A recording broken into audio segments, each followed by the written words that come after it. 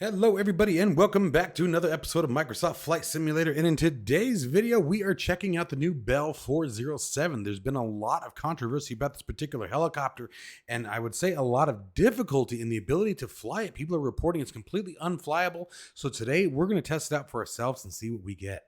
If you are interested in acquiring any of my Overkills tutorial guides for Microsoft Flight Simulator, please consider joining me on Patreon. Patreon subscribers level tier 2 and above have access to all of my guides, as well as any future updates and future guides that will be coming down the road. Link to Patreon can be found in the description below.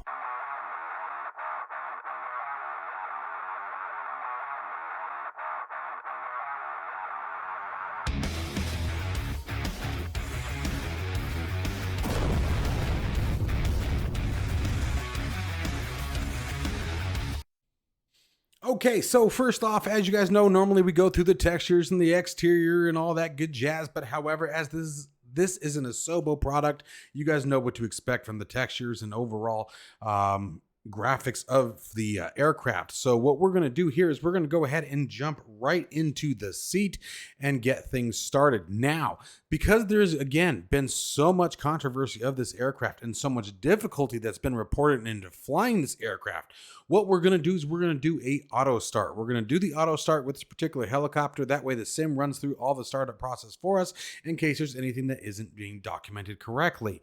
Then we're going to go ahead and just using the default Sobo flight controls within inside of Microsoft Flight Simulator, we're going to hopefully be able to fly the helicopter. I have yet to try this out. The reason why I have not tested anything before joining you guys here today with this particular helicopter is because if you guys are experiencing any issues, I want to see them live, and I want you guys to be able to view that with me and hopefully see how I resolve it, assuming I find a resolution for it. All right, so let's go ahead and get started. The only thing I'm going to do here is I'm going to get my track IR turned on so we can have a look around. Obviously, that's pretty critical for this particular type of flight. So let's see, you got the head start turned on. Let's start up our track IR. There we go. Let me zoom things in. And as I said, we're just going to do the auto start. So there's the Control E on the keyboard. And we're just going to let her work her magic and hopefully everything goes well.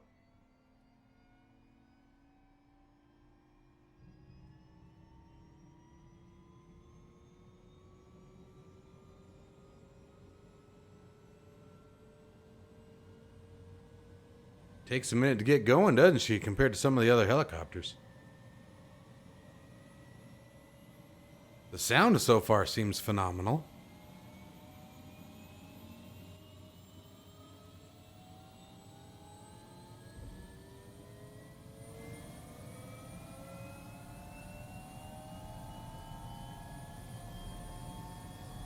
Not crazy about the backlighting here. That seems very intense. It's almost completely washing it out. We'll see if that adjusts here in a minute. If not, we may have to figure out how to tune that down just a bit. You know what? Let's check our current weather. Oh, it's only 3:30 in the afternoon. There we go. That's a little bit better. Let's set 11:30 in the morning. Seems to be a bit better. Yeah, that green is very powerful. Not impressed with that. Can't imagine that's particularly legitimate. All right, so we have taxi lights. Go ahead and turn those on. Landing lights, we'll flip them on as well. That was the starter. Throttle should already be set. Cyclic looks cool. Very fighter-esque. Ah, nice. All right, let's see what else we have up here. I am looking for lights. This is probably a terrible camera view for this. There's pulse lights. Come on, knock it off. Track IR. Anti-collision lights. Strobe lights. Pulse lights don't want to activate. Still not seeing anything. That's a radar altimeter, much like we see in the Huey. You know what I need to do is that I need to move my track IR camera. It's in a terrible spot. I was hoping I could leave it down on the top of my cockpit here, but I don't think that's going to work. That's why I keep losing focus. I'm not seeing... What is this? Maybe this guy? That is? Doesn't seem to be. No, definitely not. Alright, so where's our panel lights? Emergency locator, transmitter, gauges. Let's test. Right fuel boost pump. Whoa! Whoa, whoa, whoa! This must be what you guys are talking about. Well, isn't that special? Okay, so we interrupt your currently broadcasting television show to show you guys a couple things that I want to make sure you're ahead of before game. So let's go into my throttle configuration. You can see I have a helo set up. If you have reverse axis ticked, now this is on my virpil throttle. I can imagine it's going to be the same with probably Thrustmaster and many of the others. If you want to fly your throttle like you would normally use a throttle with any other aircraft, where when you push the throttle forward, the power increases and your helicopter begins to rise, you must make sure reverse access is not checked. Please make sure that you guys uncheck that if that's how you want it to fly. If you are trying to keep your throttles in use the same way you use it with every other aircraft, just like I do, I like to keep them the same. I do not like the idea of pulling my throttle back, even though with a collective you would normally be lifting up. I like to keep it, that muscle memory, the same because I'm using a normal throttle. I want to keep that the same way that you fly any other plane. You push the throttle forward, I want the power to increase, and I fly it like so. Because here's what happened. Here's what will happen if you don't. If this reverse access is checked, what's going to happen is while your throttle is in the idle position, notice what it's showing on my screen here. The simulator thinks that the throttle is at its full axis. So if reverse axis is checked, what is happening is that your throttle in the helicopter is actually, or your collective is actually at maximum power. So one of the things that people are complaining about is, or that I'm seeing, I should say, is that when they try to fly the Bell 407, as soon as they get it powered on, it spins violently out of control, lifts up in the air, and they just lose the helicopter and crash it. This would explain that. If that's what your helicopter is doing, as soon as the engines get going, all of a sudden, boom, this thing just takes off in the air. It's zipping around. It's spinning super, super hard. That's your problem. Come in here and uncheck this. Now, it may sit perfectly still and at idle until you make the slightest input on your throttle. Because what the simulator hasn't tracked any change in your throttle yet. Okay, so you want to make sure that when you first get into your helicopter, move your throttle real quick. Just move your throttle, whatever your collective axis is. Give it a quick wiggle. That will let the simulator know that you've made an adjustment to it. Okay, before you start the helicopter, before you start your engines, any of that. Okay, if you're experiencing, like I was talking about, where your physical throttle's on your desk, in your cockpit system, whatever it is, if your physical throttle is in the idle position, but the helicopter is going balls to the wall up in the air, reverse the axis. Okay, make sure that is unchecked. Now, if you're the opposite and this is not checked and you're experiencing the same behavior, check the box. Okay, the other thing to check for is if we go into the Bell 407 to determine whether or not this issue is yours, pay attention to your torque gauge. Look what mine's doing, 85%. Look what my collective's at. Okay, you want to make sure that's all the way down. Now we're still in engine startup, so some of this is normal. So let's wait for a second. Let's let it come back down.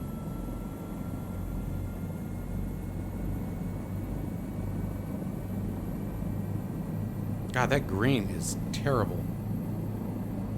There we go. All right, got her squared away there. All right, so let me get my center viewpoint back to where I want it to be.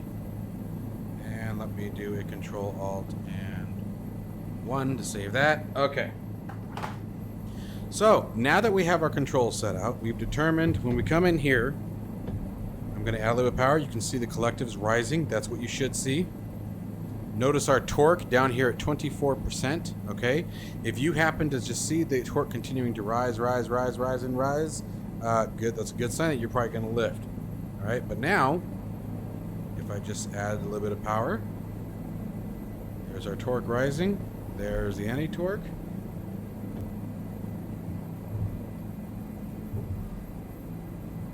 Oof. Oof. Very gentle, as always, with these helicopters, guys. Mercy, come on, baby. Come on, baby. Wow, she's a tough one. She's a tough one. Alright, adding power.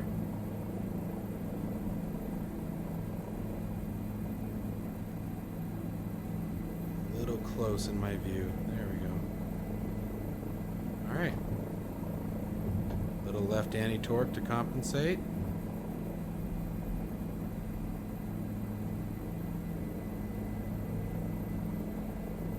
Airspeed's alive, looking good. Starting to come off the tail rotor a little bit.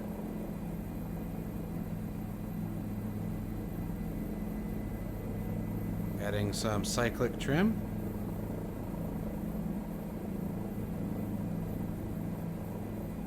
Leave some of that forward pressure that I'm having to use. Remember, if you guys are getting frustrated or your hands are getting tired because you're just having to hold that forward momentum in on the cyclic, that's where the trim comes into play, okay? Gotta make sure you're trimming out. Just like any other plane.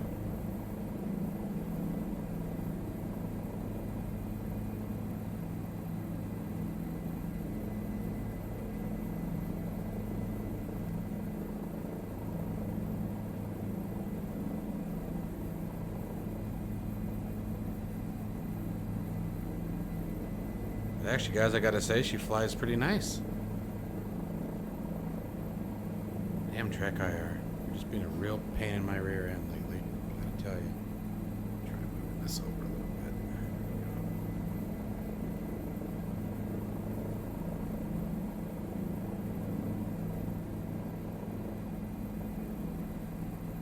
go. She seems to fly pretty nicely, guys.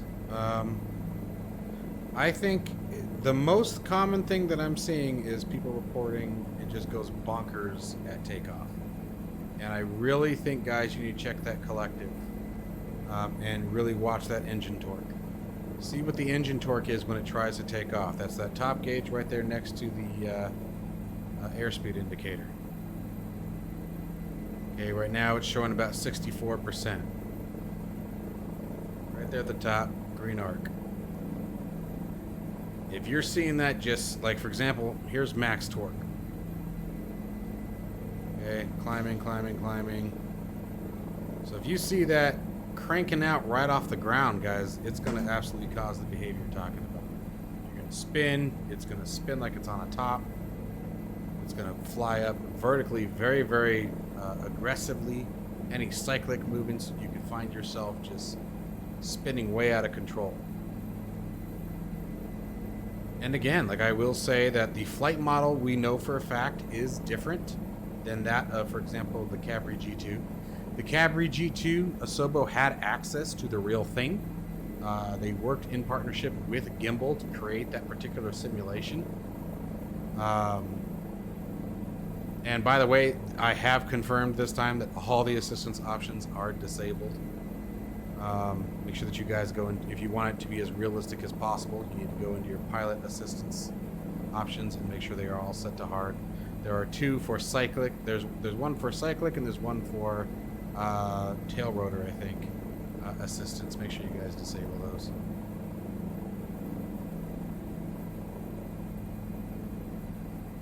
I feel like the trim isn't working as well in this aircraft.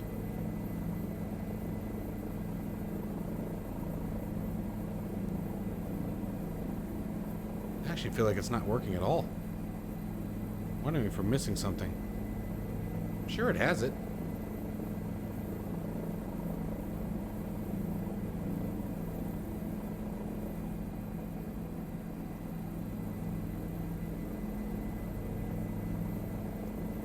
But it's really not that bad to fly either. I don't seem to see the trim actually working very well in this one.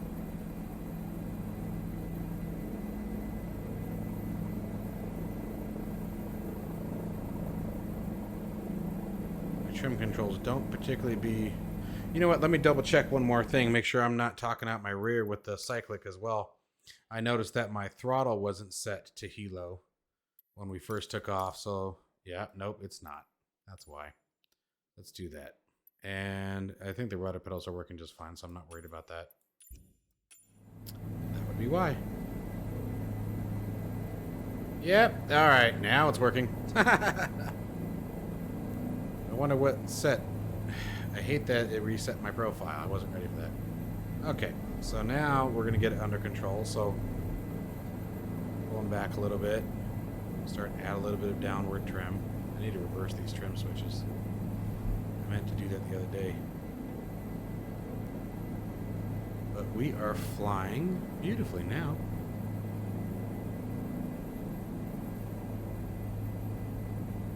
Reducing that collective, letting the aircraft fall a bit. And let's pull that nose up.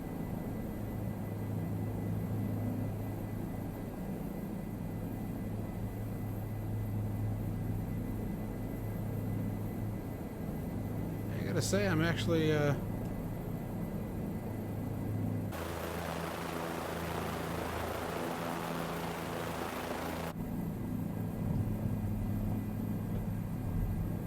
she's flying pretty sweet, guys. Let's go ahead and take her back in here. We're just gonna find a neat spot to land this one. I don't even care about the runway today.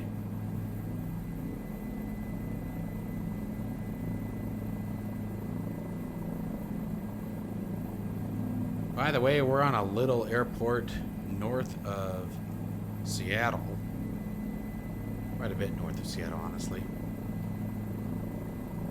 Actually, here, let's flip the VFR map. Of course, it would put it right in the center of our screen, right? I hate how long it takes to load. All right, we got an airport over here off hour 3 o'clock. Let's just go there. It's probably the one we took off from. Quite frankly, I got lost, I'm not gonna lie.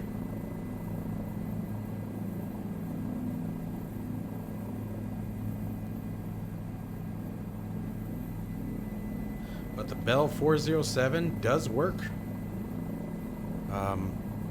Make sure you guys, and I know people are saying that, you know, it works with just the standard flight controls. Don't use them, please. And the reason why I say that, and what I mean by standard flight controls, ailerons, elevators, throttle, people are reporting that they don't have to create a separate profile. Please do it, please. According to the documentation that was specified with Asobo in the changelog, these inputs were designed specifically for helicopters. So if you're having trouble and you're not using the dedicated controls for the helicopter build, you don't know what the missing variable is, right?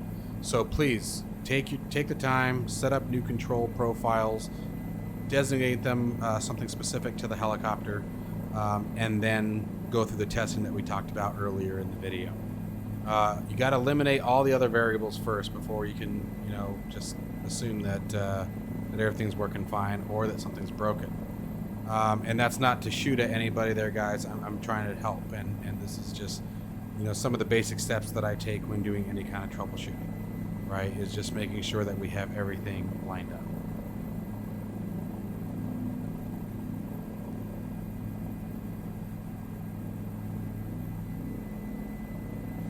All right, so let's see here. We should have an airport here. Probably could fly higher, but what's the fun in that? I think we're coming up on it, but I'm going to go ahead and tap that VFR map again. Oh, off our left side now. Oh yeah, there it is. All right, I got you. Visual.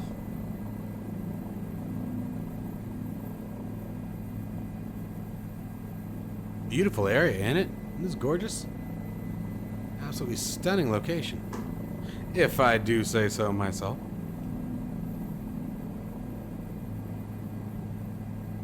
Alright, let's bring it in.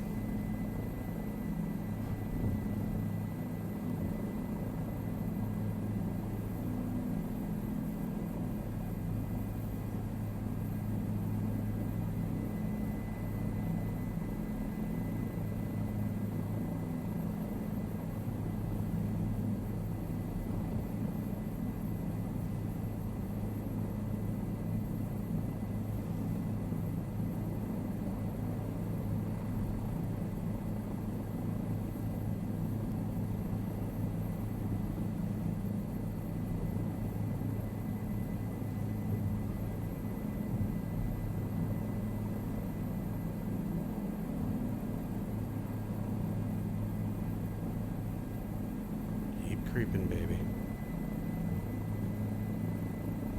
Oh, not too much. Not too much. Come on.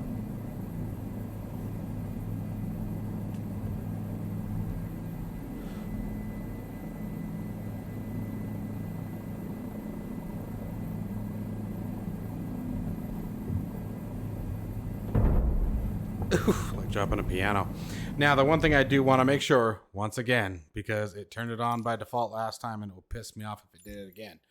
But let's go to the assistance options and let's make sure. Piloting is set to hard. So the two that I'm referring to should be down here at the bottom. Yep. Helicopters assisted cyclic and assisted tail rotor. You want those off. If you want the maximum difficulty for the aircraft, that's what you're looking for. Okay. And then like I set them all to hard. Like I think the user experience is the only one. And that's because of the G effect, right? And I'm not sure why that's not considered. Oh, and the chase cam. That's why. You know what? I can set that to off. I don't care about that. All right. So there she is. And if we do another lift, notice that at idle here, we're pulling those collectives back now.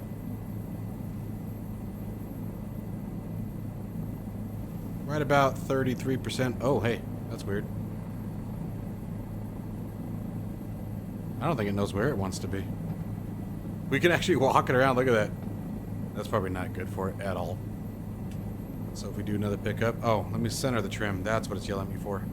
There. Trim is centered. So we're going to come up now. See if we can do a better lift than we did last time. Man, right there in that ground effect, she gets wobbly. I found looking out the window, like I'm staring at that tree right in front of us. Try not to stare right directly out in front of the helicopter. Find something that's up the road a bit. But seems to be working just fine, guys. Can pick up, no problem. That probably wasn't the best way to do that. Man, she is touchy in those low RPM ranges. But you know what? Ironically enough, let's test something here that I want to look at, because I'll bet you that it reset my rudder input as well. Because I made a... Yep, it did. There we go. So let's go here. And I'm going to see if that anti-torque pedal doesn't change at all. I don't expect it to. I imagine that's a pretty simple axis to control. But I just want to check.